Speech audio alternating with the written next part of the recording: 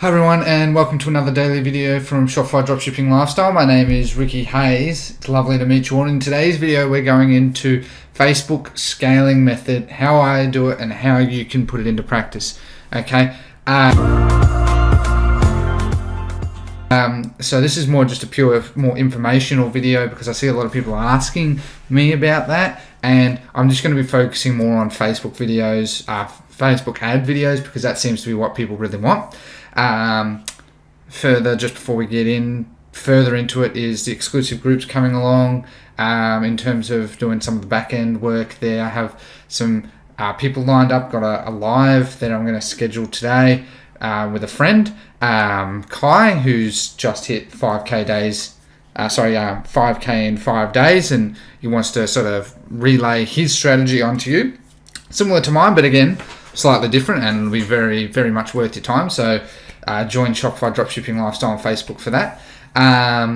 And I can't think of anything else. If anyone is interested, there is a link below for my coaching. I do have 2 slots open for next week, just because I've done the ones this week and I have other things on. So if you are interested, jump on that. But anyway, so with Facebook scaling, so I've gone a lot into, how to make ads, how to do product research, how to set up your website, all of that. And you should now have all the tools, and I highly suggest you go and watch them. But one thing I haven't really touched on well enough, I feel, is actually just teaching you, or more or less just telling you how I scale products. And obviously this changes per person, but for the most part, I like to stick to this as my framework. Remember, these are all frameworks. Doesn't need to be a perfect system as long as there's a framework for you to use as reference. All right. Firstly, let's define a winning product. So what I define a winning product is using my method of about 48 hours or 72. If you do want to leave it 3 days, you can. I leave it 2 because I'm I want to try the next one. But 72 hours works as well. 3 days is absolute maximum. No more. You've given it. If you're running 3 ads at $5 a day, you've spent $45 on that. And if you haven't found it, then you're not gonna. It's just not a product that is selling to that audience clearly. So you want to have at least received 2 ads. One sale can be defined as a fluke. I've had many of those. 2 sales is realistically defined as a winner. And if you do get 2 sales on a $5 budget, you're definitely going to be highly profitable at that point. So this justifies that the product is a wanted product. So you start scaling it. Now this might mean that the product might be doing well at this point. This doesn't mean it's a massive winner. It could just be a very short-term winner as well. That's something to keep in mind. It's completely just dependent on the results you get. It's hard to say. So if the sales come through on separate ads from if you have 3 ads and let's say one of them doesn't get a sale, you kill it, and the other 2 have a sale each, you want to leave them for another 48 hours because you want to try and see if that specific ad set gets 2 sales. Because if it does, then it's highly likely that this product is something that you can slowly start to scale up and start to see the results you get. Okay, so leave it for another 48 hours. At this point, you will be at max of what for me is 4 days, because 2 days for determining and then another 2 days if it's still doing well. So that means 4 days in total. At this point, you'll immediately want to set up your DPA retargeting, where you basically are using your pixel. I have a video on that where you're just retargeting them with images of it. It works very well. And then if you are using a video though, and I will be making more stuff on this, you want to use custom audiences for retargeting. At this point, you'll probably have enough data that you'll want to retarget people of a custom audience of 50% video views. The reason that I start with 50% is that basically, if it's let's say a 50-second long video and people watch for 3 seconds, you don't really want to target them straight away because it's highly likely that they might have just seen it for a second, clicked it, and it's just not worth their time. However, for 50%, that shows that people have clearly got some form of interest. And you don't want to go 95%, it'll make it too narrow. So 50%, you start there, and then once you start getting sales from that custom audience of 50%, then you try 25%. And I work backwards rather than forwards because I like to keep my audiences large, so I go 50%, 25%, 10 second, and then 3 second, because 3 second actually I have found worked extremely well works extremely well. So start with 50% if you're doing video views for retargeting, as well as you want to do view content. All right, so you have your video views of people that have viewed your video, and a number of them may have actually visited your webpage anyway. So, but I don't actually exclude people that video view. I just like to retarget them anyway. You can narrow that down, but you'll probably be narrowing it down too much. So 50% views, and then view content on that specific page. All right, and you just put 180 days, because you want to capture everyone, and then you use those retargeting ads with DPA, all starting at $5 budgets, and you'll see different results. You might find that the video views one might do the best. You might find DPA or whatever. It's completely up to just what the market tells you. At this point as well, you'll have also wanted to set up, and I have a previous video on this, your automated rules, starting with 20% if ROAS, return on ad spend, is 2.0, basically 2.0 meaning you've earned double the amount of how much you've spent on that ad. All right, so keep that in mind, and then once you start scaling, you can make more and more of these, 20, 30, 40, 50%. It's completely based on your budget, what you're comfortable with. I personally now only go up to 30%, just because I really like to just slowly do it, okay? And so when I would do 30% is if ROAS is 3. If it's 40%, ROAS is 4. So pretty much the same thing. But I still find that it just works best with 20% because it's very slow. Like once the ball gets rolling, if it's $10, it'll go to $12. From $12, it'll go to nearly 15, and then it just keeps going up and up and up. And you don't have to worry about that as much, because the thing is that the faster you scale, the lower your ROAS is going to be. So do it slow, your ROAS sort of maintains itself, you can set up your back end, etc., etc.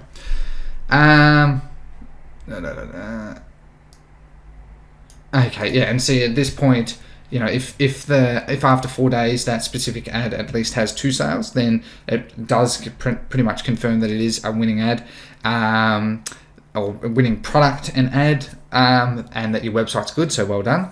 But basically at this point is when you want to flat duplicate the ad at least 3 times, and then schedule it again for midnight to let it run for 48 hours, because what you're trying to do is, because with my strategy I hit my average audiences are around 2 to 10 million, making 20 ads at $5 budgets each is only going to hit a fraction of that audience as well. So you've got heaps of people, and you're going to hit different pockets.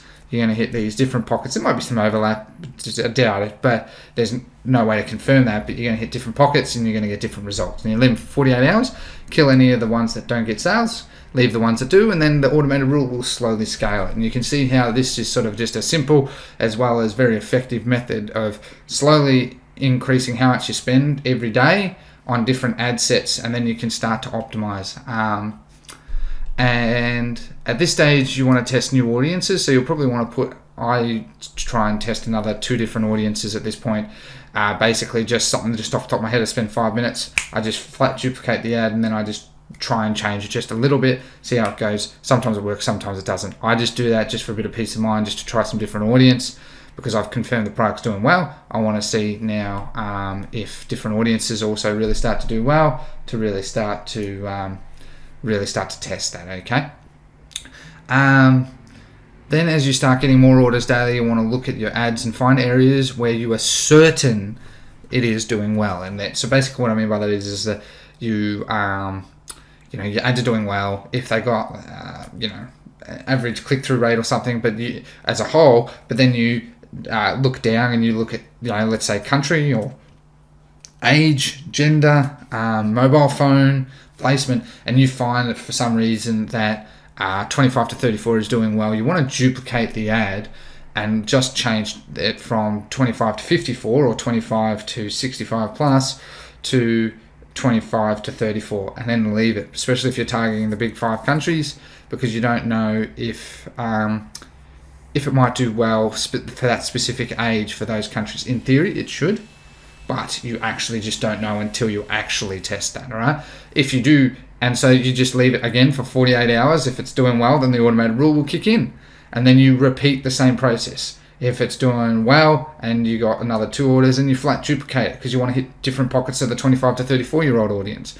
And then you might start to find that 25 to 34 in United Kingdom is doing really well, and then you flat duplicate it, and then just change that so it's only targeting 25 to 34 people in the UK.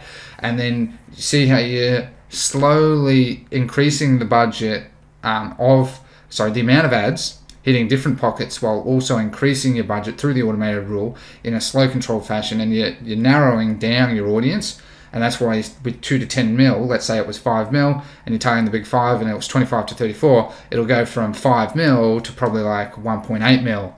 And you can see how you still got a massive audience to really sort of push that ad with confidence, because then you might find 25 to 34-year-old women are doing really well, and then you might find 25 to 34-year-old women on Instagram doing well. And so you can see by duplicating it and slowly scaling all your good ads, you're going to start killing off the ads that aren't doing well, and that'll probably be your first ads because they just might be too broad. But then your other ones that are more narrow are probably doing better because it's targeting the right type of people that are more interested in that product or products. And so yeah, killing off the bads at this time while also really starting to scale the goods. And then you just keep doing the duplicate, optimize, optimize strategy, and your automated rule will do most of the work. You got your retargeting that's kicking in place, and you're working on your back end. So again, I've used a different one than what I've said here, but remember as well, in theory, that 25 to 34, if it was on Instagram, should do well, but you'll be surprised at times. So this is why I say take it easy. So basically what that means is you might find in a number of your ads, 25 to 34 is doing extremely well, and you've duplicated that, and that's just really doing well. And then you find in the 25 to 34 duplicated ads that 25 to 34 on Instagram is doing really well, and you sort of, yes, I'm really starting to define my audience. And then you actually duplicate it with Instagram as the only placement, for instance. But then you find it just doesn't work. At times that actually happens. I don't know what it is, but it happens. And that's why when you do it, you want to at least duplicate it twice so you're hitting different pockets, because one might just hit a pocket that for some reason on that day or something may not be interested in buying, may have a heap of abandoned checkouts. You don't know what might happen there. So if you at least duplicate it twice, I suggest 3 times depending on your budget, then you're confident that you're hitting different pockets of that 1.8 million audience, let's say. And so your chances of finding one of those 3 ads that's at least going to do well is pretty high. And what the good thing with starting at $5 budgets is that one sale and all 3 of those ads are likely to be paid. And so then if the other 2 are doing bad, you kill them, and then you have this one that's doing well that's just bringing in the bucks. And so you can see how you've now gotten from this point of a product that you're not sure about to a product that you are sure about to a product that's starting to slowly scale. You're going to get more sales, and you're defining an audience all at the same time, starting with $5 budgets and just slowly building it up. Okay, and then it's at this point, as you begin to scale the product further with duplicating and optimize, you want to install Trackify. I use Trackify and I love Trackify. It's $24.99 a month, $24.95, whatever. And you configure it. I've got a previous video on that, how to set up Trackify. Very useful. Admittedly, I should use it a bit more, but very good product. And you want to use this, you set up your tags so you can actually see your VC, add to cart, and purchase of a specific product, especially the ones doing well, so you can see exactly how it's actually going. And then you can try and use that to help optimize your campaign on Facebook. And you can also then use Trackify to make custom audiences as well as lookalikes. The custom audiences you'll start with, and you can, the other ones is add payment info, initiate checkout, website views, top percentage of people. You can do heaps, okay? But you want to start again with simple. I find website views just as a whole works well. The whole website, I don't know why, but it just works really well as well. But you want to start with view content, add to cart, and purchase. You'll be starting in that exact order: view content, then add to cart, then purchase. Basically, it's because there's going to be a heap of people that'll be visiting your page. They're not going to add to cart. Then there's going to be a number of those people that will add to cart and then not purchase. And then there's going to be a number of people that add to cart and purchase. And so you basically just think of it like a funnel. That's why they call it a funnel, because it's basically like just that. Here's the top, your ad, view content, add to cart, purchase, and it's just going to get smaller, because at the top, being your ad, you're going to get the most engagement, and then it's going to start funneling down to your purchase. All right, you can't ever expect it to be like a square, like just a straight line. It's always going to intersect further down the bottom. And when you want to make lookalikes, the theory is you want to make it on 300 pixel fires. Basically, pixel fires is the Facebook pixel, so they call it pixel, and then fire, meaning that it's fired an event, or an event has taken place. Basically, they just like to call it fire. Anyway, and so you want to do it on 300 view content, and this is why I use Shopify, so you can actually see with the tag how much view content you've had. If you haven't set it up straight away and you already know that you've gotten a number of view contents, you can use your ads for that to look at your cost per click. Basically, cost per click is your view content. So if you've seen there's 50 there, and then you start use Shopify, and then you've gotten only 250 there, well then actually you've gotten 300 after that time frame. Basically, does that make sense? So if you've got 50 here before you start using Shopify, it'll pick it up pretty much here anyway. You should still see around 300, but this will give you a more definitive one once you start to scale. That's why Shopify is awesome. But anyway, you want to use 300 pixel fires. Basically what that means is that 300 people that have visited that product page, Facebook now has an optimal amount of people that it can sort of use that as a definitive audience to say, all right, well, these 300 people have this in common. It will try and find that common thread through its algorithm, and then from that algorithm you can make lookalikes, and you can do that all in Shopify. And you start with 1, 2, 3, 4, 5%, and then 6, 7, 8, 9, 10%. I test them all. Again, I test them on $5 budgets. I just let them run for 48 hours and see how they go. And then if I'm finding ones that are doing well, I then duplicate them, because again, you're hitting millions of more people, duplicate them, and then I'm going to start slowly optimizing them over time, and basically just repeating the same process. It's the same, just you're at different points down the line. And then you want to, I haven't tried this enough, but I am trying it more now, is you want to then do 1 to 5% and 6 to 10%, so they're going to be much larger audiences. And basically the reason that you want to do that, I don't know why it works, but it works quite well, where you have all this overlap, and it just seems that Facebook actually works well for those. So that's something that I've recently just been really testing, and it's actually working well. So you'll have, you'll go from 2 million audiences to like 10, and you have a stupid amount of people to target, and it'll literally take you, unless you're spending $10,000 a day, it will take you an insane amount of time to chew through them, unless the product's just dying out in general. And again, you just do the same process. At $5 budgets, if it's doing well, then after 48 hours, you want to duplicate it and start to hit different pockets. And then your automated rule is going to kick in, slowly start scaling it. And then you're going to try and find optimization methods, being basically like the age demographics, or the various demographics to try and test. And you can see how part of the reason you want to take this slow is that it does get quite messy. And then it's at this point that you've now started to use your view content lookalikes, and then slowly 300 add to carts for lookalikes there, and then purchase. I actually find you can do about 150 to 200, so that's a bit different.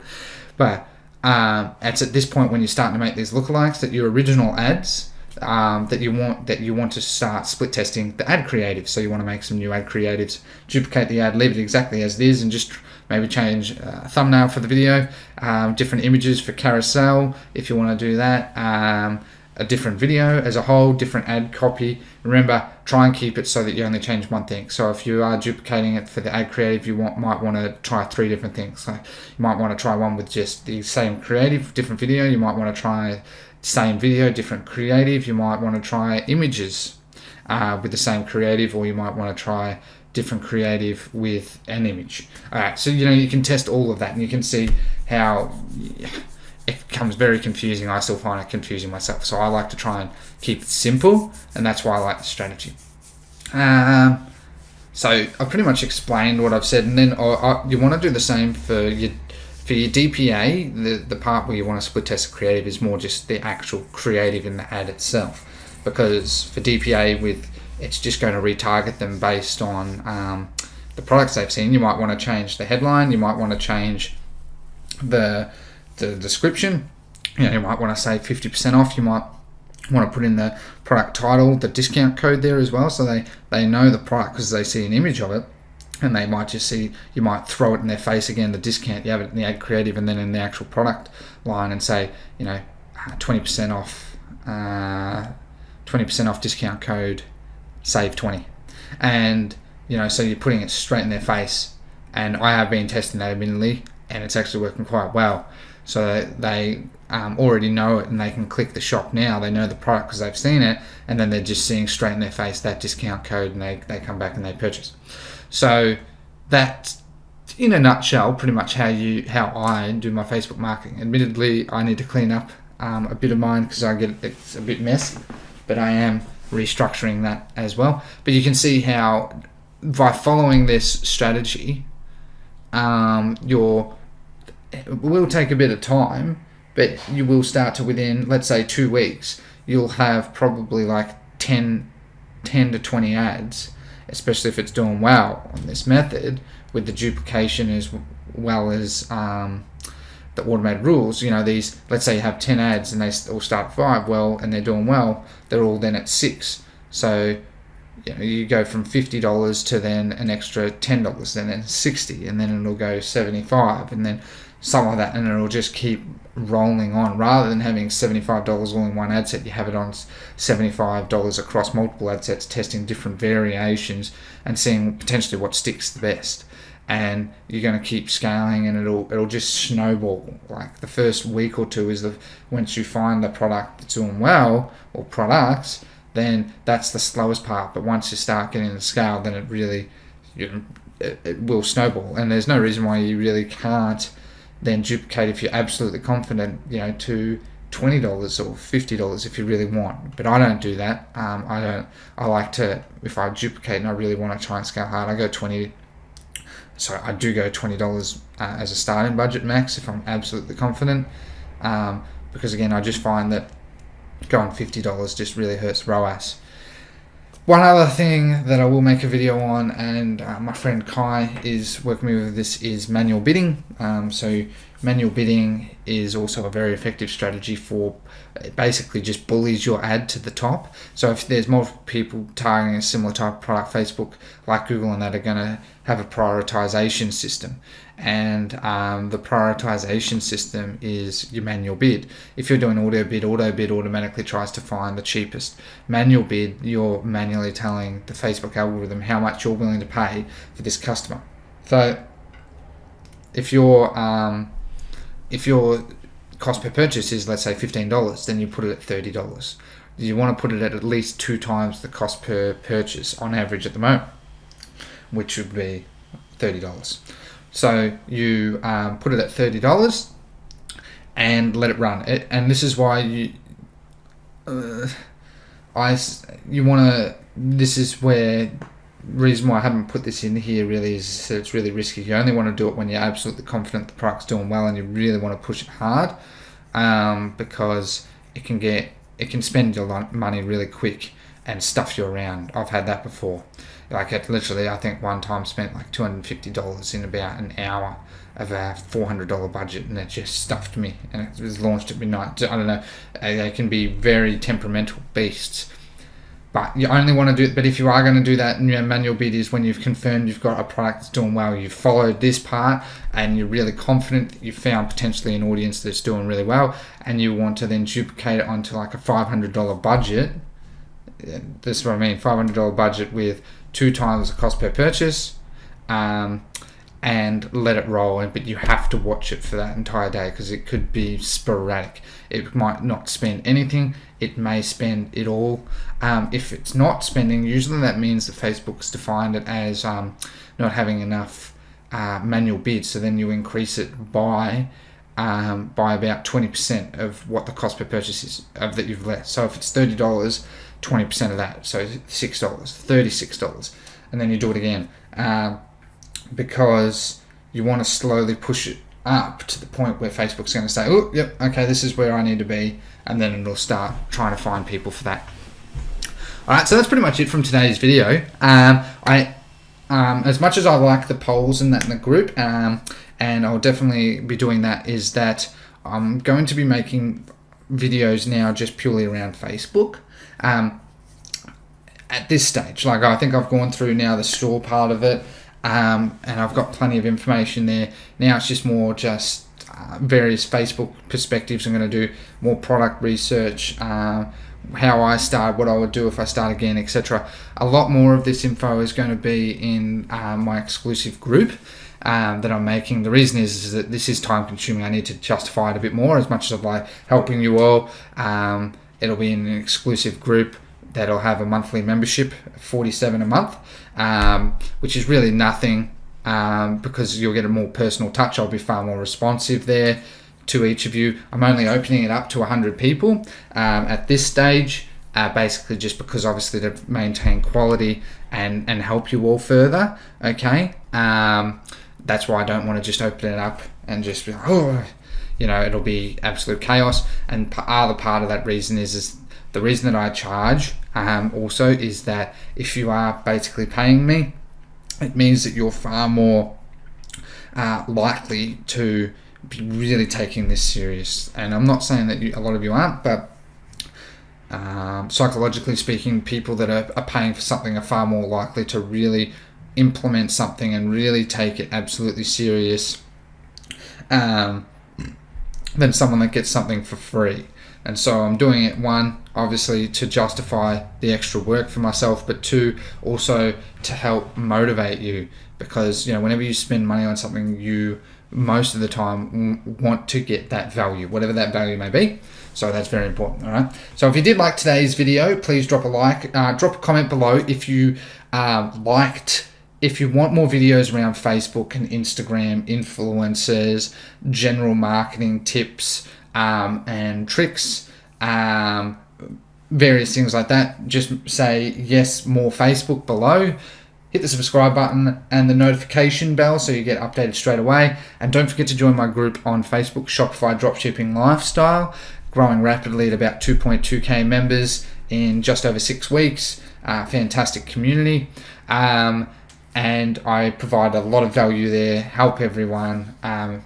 And with this exclusive group, we'll be helping you even more. All right. So that's all from today's video. Thank you very much for your time. Have a lovely day and take care.